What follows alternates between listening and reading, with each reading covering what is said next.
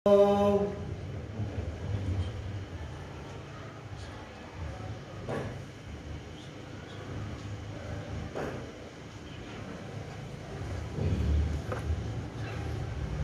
hamdalillah nahmaduhu wa nasta'inuhu wa nastaghfiruh wa na'udzu billahi min shururi anfusina wa min sayyiati a'malina.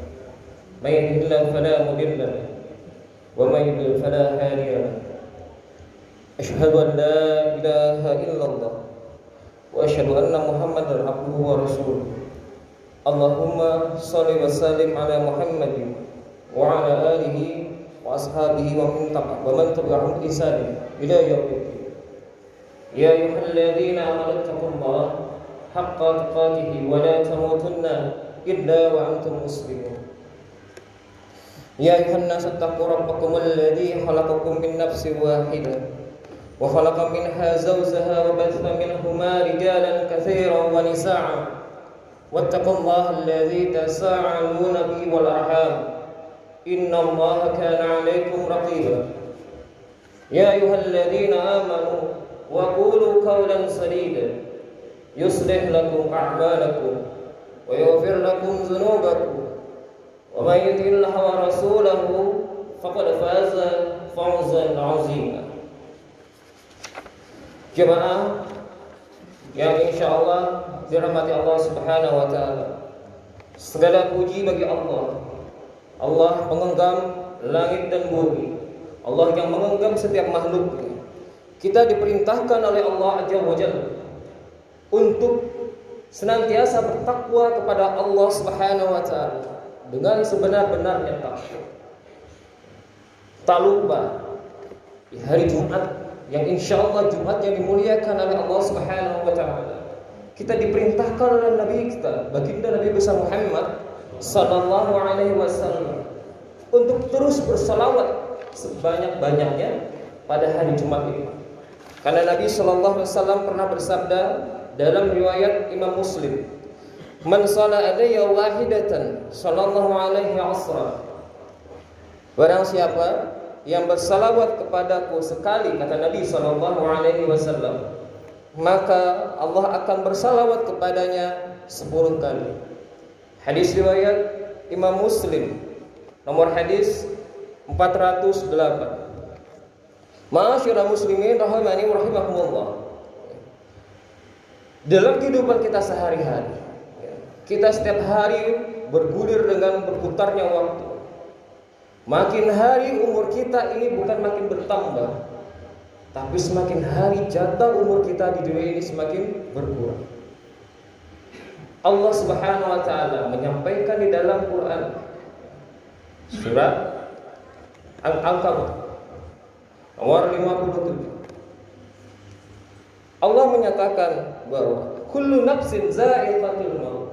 Setiap yang bernyawa pasti akan merasakan kematian. Kita sungguh menyadari kita pasti akan mati. Namun yang menjadi pertanyaan besar adalah bekal apa yang sudah kita siapkan di sisa-sisa umur kita.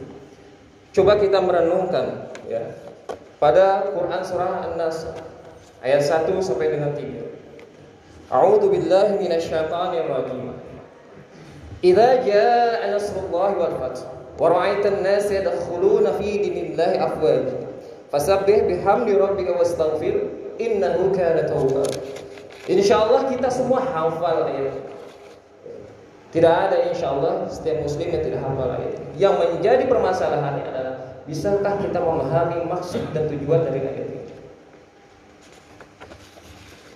Dalam sebuah riwayat Ibnu Abbas radhiyallahu ta'ala anhu, beliau suatu hari dipanggil oleh Khalifah Umar bin Abdul Khattab radhiyallahu ta'ala. Beliau mengundang, kata Ibnu Abbas, mengajakku untuk berkumpul di suatu majelis. Kemudian Umar bertanya kepada orang-orang yang ada di dalam majelis tersebut, apa yang kalian ketahui, kata Umar bin Khattab, tentang Quran surah An-Nasr, maknanya apa? Makna yang terkandung di dalam Quran surah An-Nasr ayat 1 sampai dengan 3. Sahabat menyampaikan, para sahabat sebagian menyampaikan bahwa maksudnya adalah yang pertama, ya, seandainya pertolongan Allah dan kemenangan datang. Sahabat mengartikan secara harfiah. Kemudian, dan kau lihat manusia masuk agama Islam, masuk agama Allah dengan berbondong-bondong hingga akhir surat, ya. Kemudian sahabat yang lain mencoba menafsirkan, saat ditanya jawabannya wallahu a'lam, tidak tahu. Kemudian lantas Umar Ibn Khattab bertanya kepada Ibnu Abbas radhiyallahu taala, wahai Ibnu Abbas, apakah engkau sama mengartikan apa yang tadi seperti sahabat-sahabat yang lain? Lalu Ibnu Abbas radhiyallahu taala menyampaikan bahwa bukan seperti itu maksudnya yang aku pahami, bahwa maksudnya adalah surat tersebut adalah pertanda wafatnya Rasulullah Sallallahu Alaihi Wasallam sudah semakin mendekat.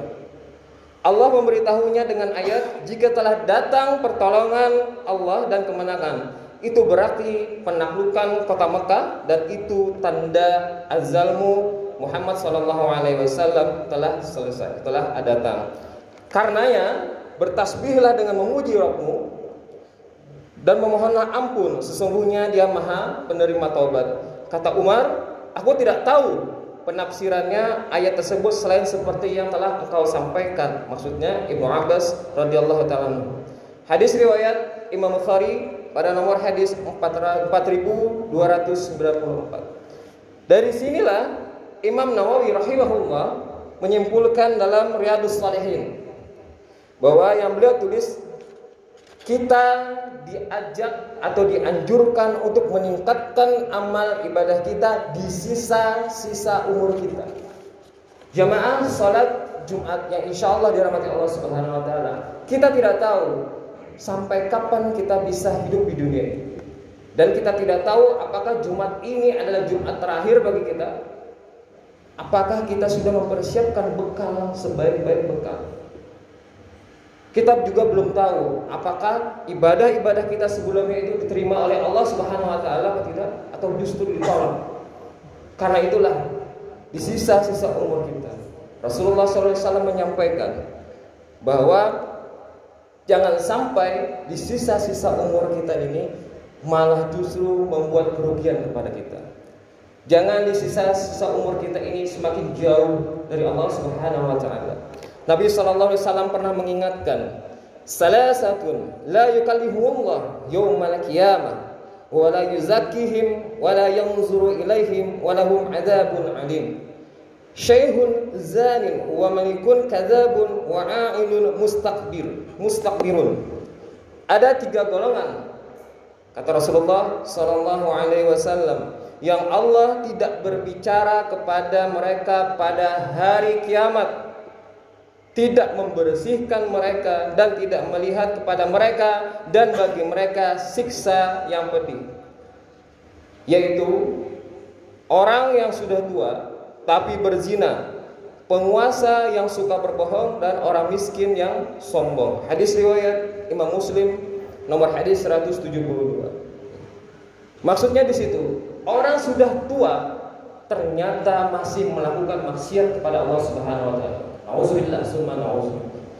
Jangan sampai di sisa-sisa umur kita, jangan pernah berprasangka baik dengan diri kita bahwa aku masih muda, jauh masih dari malaikat pencabut nyawa. Kita tidak tahu ini terakhir Jumat kita, atau kita setelah pulang dari sini dicabut oleh malaikat maut.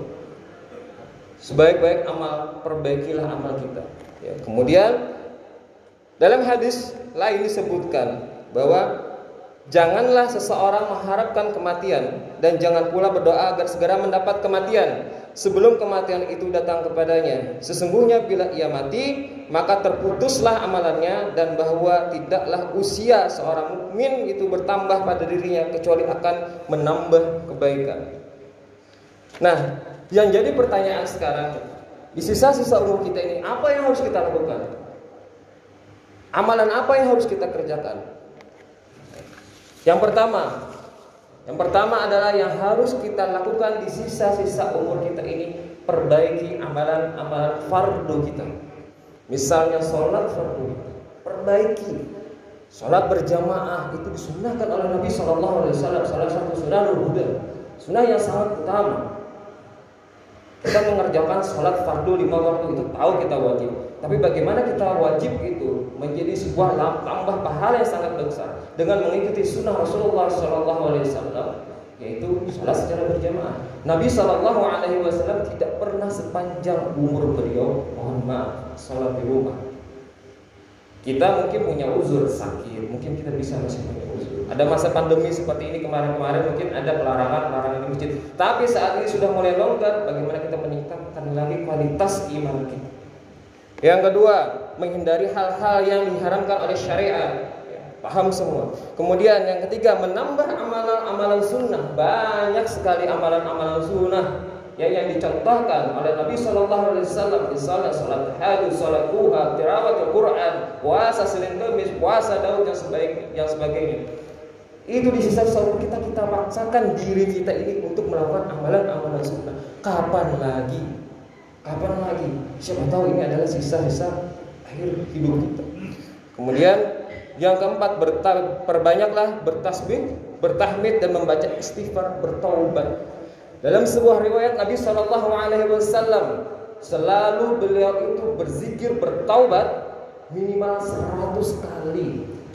Padahal Nabi SAW itu orang yang dijamin masuk surga, orang yang dijamin dosanya jikalau ada di masa lalu, masa datang itu dihapuskan oleh Allah Subhanahu Wa Taala. Tetap saja beliau beristighfar, bertaubat. Nah, kita Nabi bukan, tetangga Nabi bukan. Nabi belum tentu kenal dengan kita. Jauh sekali kita untuk membasahi diri ini untuk beristighfar kepada Allah Subhanahu Wa Taala. Bahkan seringnya menggibah saudara-saudara kita. Lidah ini hanya untuk menghujat saudara-saudara kita, menghakimi saudara-saudara kita. Nauzubillah, summa nauzubillah. Kemudian perbanyak amalan-amalan ringan yang berpahala besar seperti berzikir tadi, kemudian bersalawat. Amalan ringan. Subhanallah bihamdihi subhanallahil azim. Amalan ringan dibangunkan oleh Allah satu rumah di surga. Tapi kita tahu kita malas. Padahal yang sambil duduk kita bisa, sambil santai kita bisa. Banyak waktu luang kita yang kita berzikir kepada Allah Subhanahu Wa Taala. Ketujuh, tetap aktif di dalam kegiatan talabul ilmi. Datang ke majelis-majelis ilmu. Jangan pernah merasa cukup dengan ilmu yang dimiliki. Nanti lama-lama sombong, merasa diri paling banyak ilmu, meremehkan orang lain. Kemudian yang kedelapan, rutin mempelajari Al-Quran dan mentadaburi setiap isinya, kandungannya. Jadi tidak hanya sekedar dibaca, kita paham betul hingga Al-Quran itu masuk ke dalam diri kita. Kita paham betul maksud dari ayat Al-Quran itu. Rasa cinta itu ditanamkan oleh Allah Subhanahu Wa Taala saat kita benar-benar mencintai Al-Quran.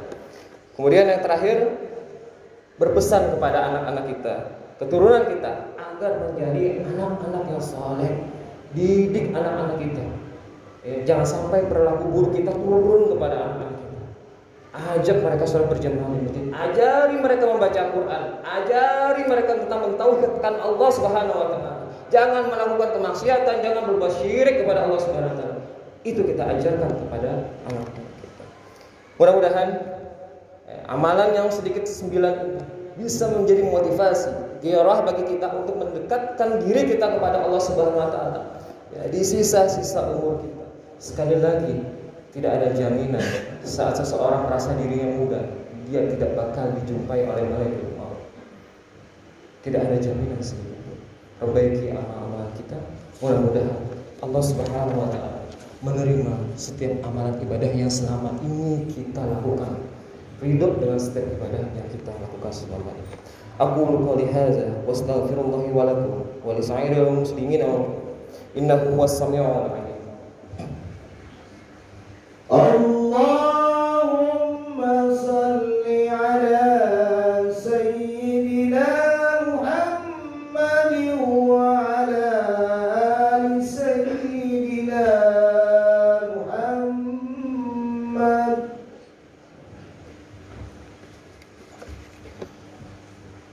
Hamdan katsiran thayyiban mubarakan.